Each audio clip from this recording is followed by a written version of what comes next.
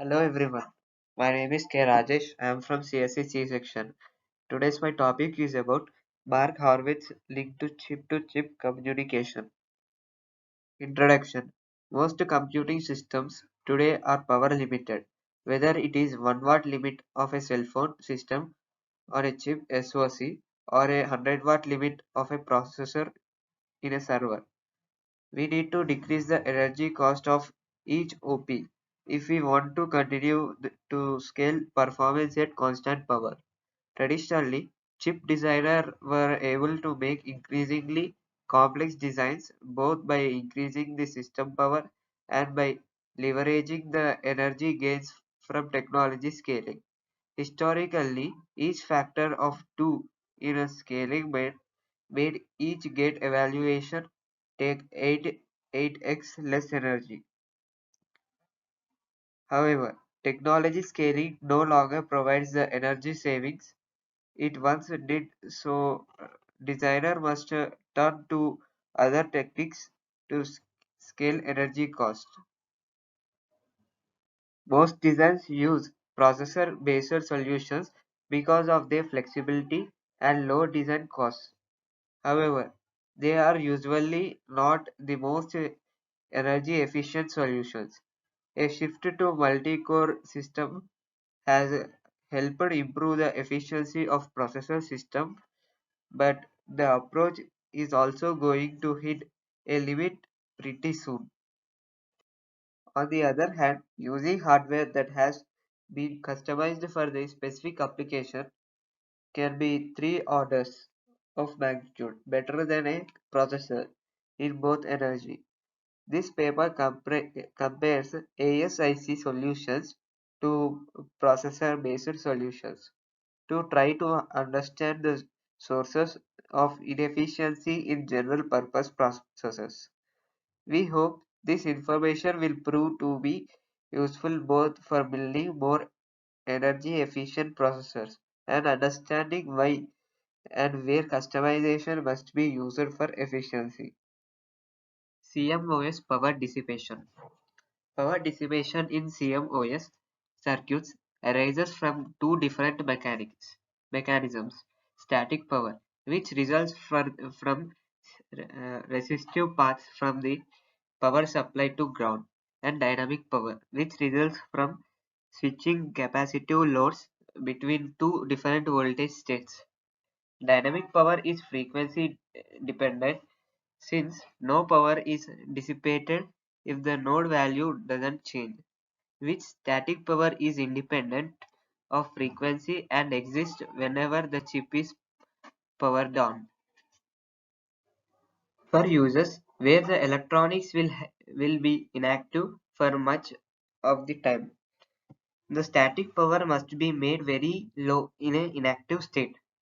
Even if there are no explicit circuits using static current, the chip will dissipate some static power. This power is the result of leakage current through normally off transistors.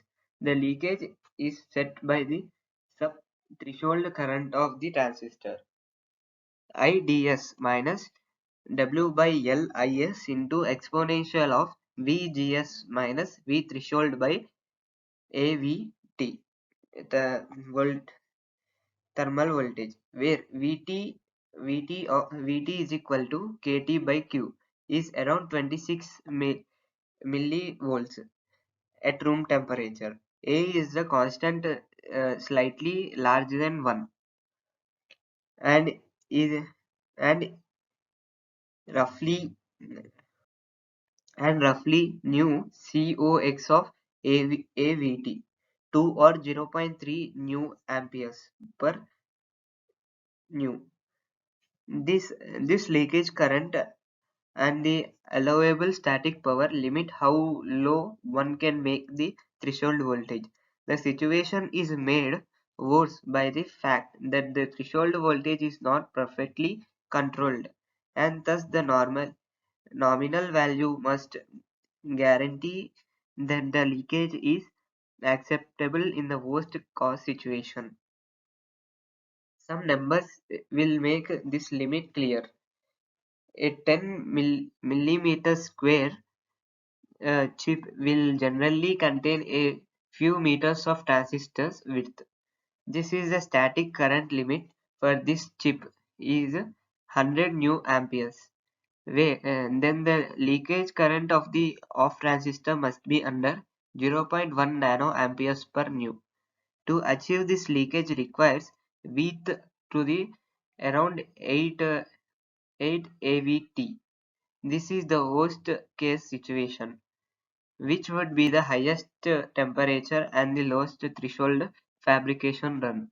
If the fab control on width is 100 millivolts, the nominal values of the threshold would be around 0.35 volts. With small static power, charging and discharging capacities generally consumes most of the power on CMOS circuits.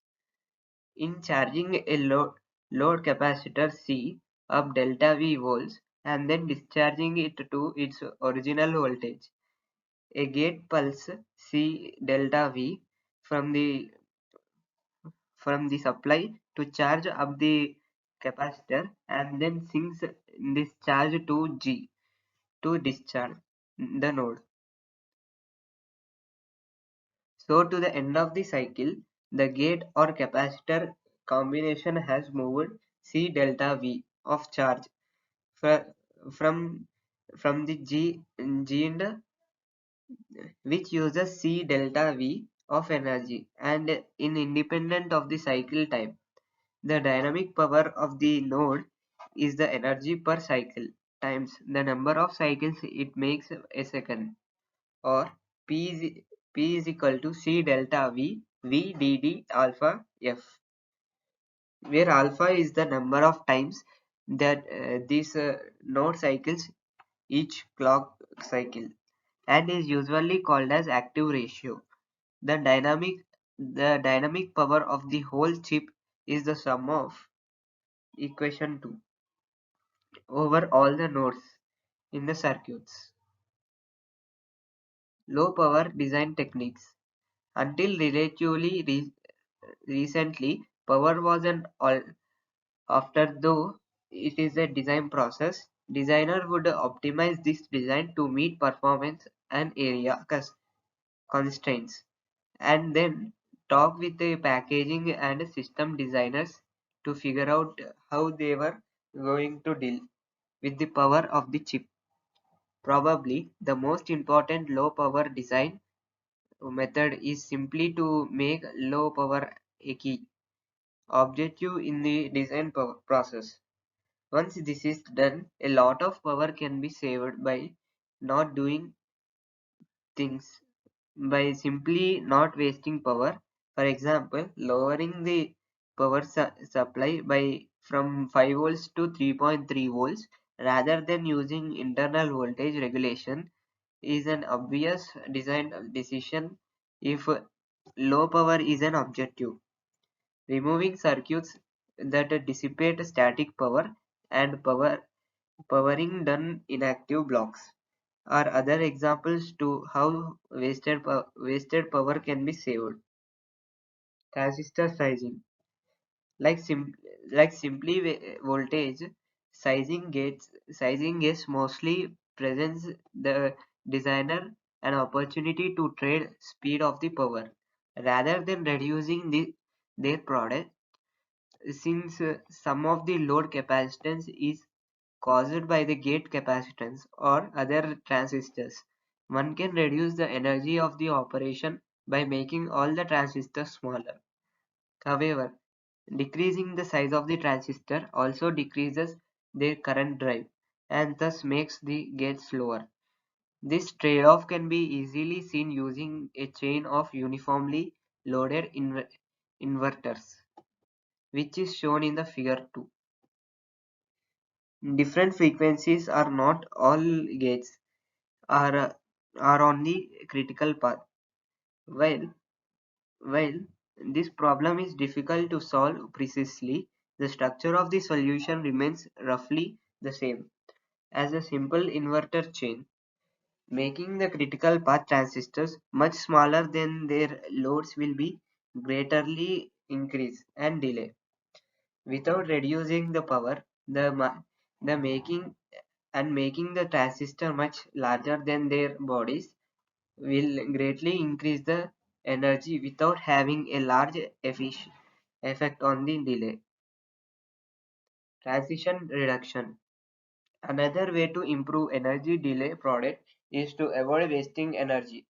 Avoid causing no transitions that are not needed. One common approach to solve this problem is to make sure that ideally blocks do not use any power. The key to selective activation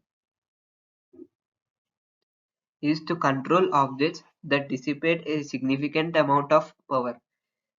From our work analyzing power of digital systems, around 70% of the power comes from high transaction count.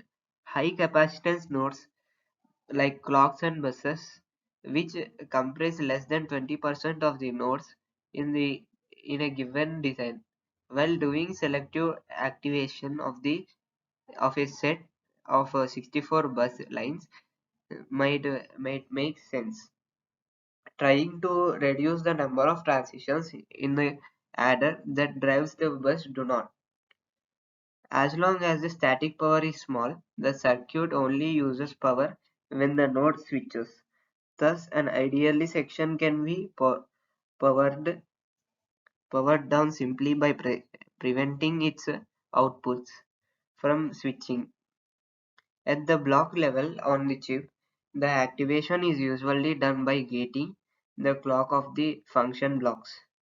When the clock is turned off, none of the latch outputs change state, and thus the logic outputs are also stable.